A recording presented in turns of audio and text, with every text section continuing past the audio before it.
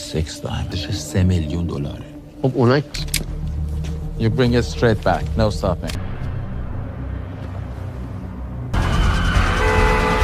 Kalau biasanya film kriminal itu penuh dengan ketegangan, wajah serius dan dialog berat yang bikin kita ikut mikir. Nah, Crime 101 tahun 2026 ini datang dengan paket lengkap.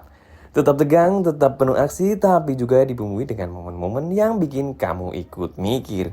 Ini orang lagi ngerampok atau lagi stand up komedi. Dan check it out.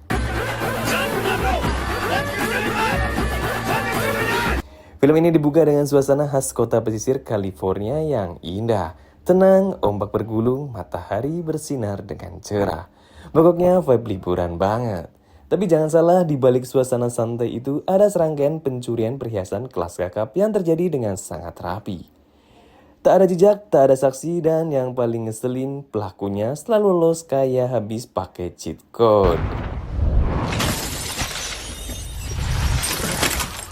Polisi setempat mulai pusing. Mereka punya semua teknologi, semua prosedur, tapi tetap aja kecolongan. Sampai akhirnya masuklah seorang detektif yang dikenal perfeksionis, agak keras kepala dan punya insting tajam. Sebut saja dia Lau. Lau ini tipe orang yang kalau lihat sesuatu nggak beres, dia nggak akan tidur sebelum nemu jawabannya. Bahkan mungkin dia juga nggak tidur karena kebanyakan ngopi.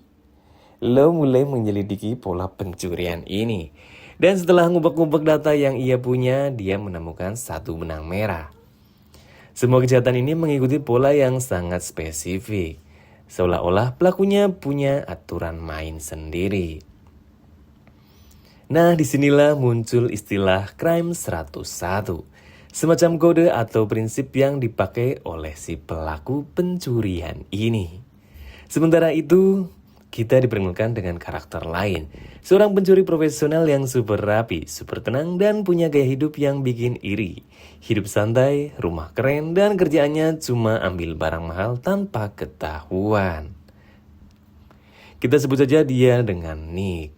Nick ini bukan pencuri sembarangan. Dia punya prinsip, dia nggak asal ambil. Dia pilih target dengan sangat teliti, merencanakan semuanya dengan sangat detail. Dan yang paling penting, dia nggak pernah melanggar aturannya. Masalahnya, aturan dia ini bikin polisi makin kesel karena dia terlalu bersih. Nggak ada kesalahan, nggak ada jejak, nggak ada drama sama sekali. Bahkan mungkin kalau dia ninggalin lokasi, dia juga sempat beresin tempatnya dulu. Film ini kemudian berjalan dengan dua sudut pandang. Lau yang berusaha menangkap pelaku, dan Nick yang terus menjalankan aksinya dengan sangat santai tapi sangat presisi. Kayak permainan kucing dan tikus yang sering kita mainin waktu kecil. Tapi tikusnya ini pakai jas mahal dan punya jadwal yang lebih rapi dari kalender kantor. Tentunya mirip tikus yang ada di sana. Di tengah penyelidikan, Lau mulai menyadari bahwa ini bukan sekedar pencurian biasa. Ini adalah permainan intelektual. Pelakunya bukan cuma pintar, tapi juga menikmatin prosesnya. Kayak lagi main catur, tapi taruhannya jutaan dolar. Ada satu adegan lucu tapi tegang, di mana Lau hampir menangkap Nick di sebuah pesta mewah. Semua orang pakai tuxedo, minum champagne, ngobrol santai, sementara Lau mondar-mandir kayak satpam yang lagi curiga sama semua tamu. Nick, dia santai banget. Bahkan sempat ngobrol dengan Lau tanpa Lau sadar siapa dia sebenarnya. Ini momen yang bikin penonton pengen teriak. Itu dia orangnya woi, itu woi, itu. Seiring waktu, Lau makin terobsesi. Dia mulai mengorbankan waktu, energi, bahkan kehidupan pribadinya demi menangkap Nick. Sementara Nick tetap tenang, tapi mulai merasa bahwa permainan mulai menarik. Dia bahkan mulai bermain dengan Lau, meninggalkan petunjuk kecil yang bikin Lau makin penasaran.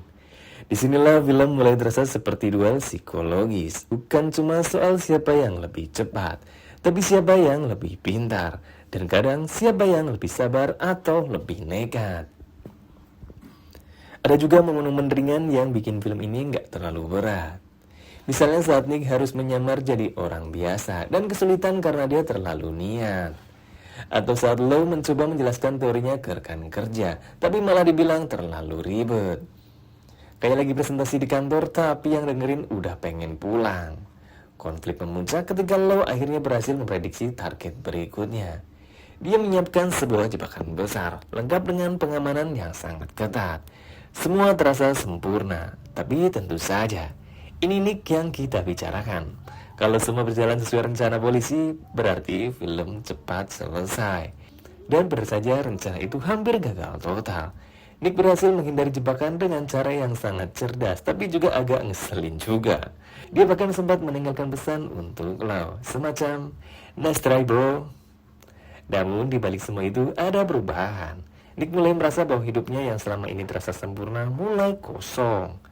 Permainan ini yang tadinya menyenangkan sekarang mulai terasa seperti rutinitas. Sementara Lau, walaupun lelah, justru semakin yakin bahwa dia semakin dekat. Akhirnya mereka bertemu dalam konfrontasi langsung. Bukan di tempat ramai, bukan di tengah aksi besar, tapi di momen yang lebih tenang. Di sini ketegangan terasa berbeda. Tak ada sebuah ledakan, tak ada kejar-kejaran, hanya dua orang dengan prinsip yang bertolak belakang. Percakapan mereka jadi inti dari film ini, tentang hukum, tentang kebebasan, dan pilihan hidup. Dan walaupun serius, tetap ada sentuhan humor kecil yang bikin suasana nggak terlalu berat.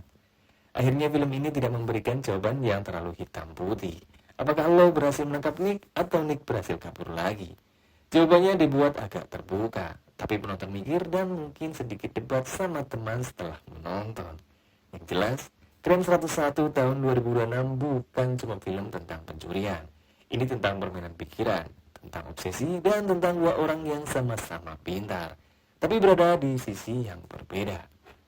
Dan dengan gaya penyampaian yang kadang santai, kadang serius, film ini berhasil bikin kita tegang sekali senyum-senyum sendiri. Karena di dunia kriminal pun ternyata masih ada ruang untuk sedikit humor, walaupun situasinya tetap bikin deg-degan. Dan see you di film selanjutnya.